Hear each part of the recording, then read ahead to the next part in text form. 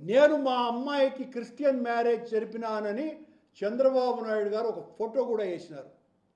చంద్రబాబు గారు, నా కూతురు పెళ్ళిని నేను తిరుపతిలో అమ్మవారి గుడి తిరుచానూరు పరిధిలో 30,000 మంది అతిథులు రాగా అందులో ప్రధానమైనటువంటి వ్యక్తి మీ వియ్యంకుడైన లోకేష్ గారి మామైన బాలకృష్ణ గారు, నాకు ఆత్మీయుడిగా ఉన్నటువంటి వ్యక్తి. ఆయన వచ్చి నా కూతురు పెళ్ళికి అక్షింతలు వేసినారు.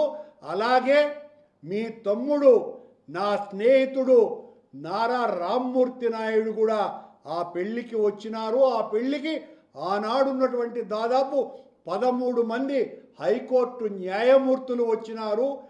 నేను నా కూతురు పెళ్ళిని హిందూ సాంప్రదాయం ప్రకారమే చేసినానని ఆ దేవదేవుని సాక్షిగా ప్రమాణం చేస్తున్నా.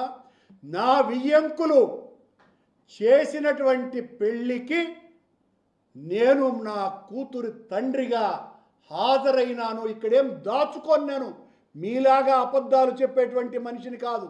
నా కూతురు పెళ్ళి నేను హిందూ సాంప్రదాయం ప్రకారం ఆలయ ప్రధాన అర్చకుడి దగ్గర నుంచి తిరుమల వేద పారాయణదారులందరూ వచ్చి నా కూతురు అల్లుడిని ఆశీర్వదించినారు.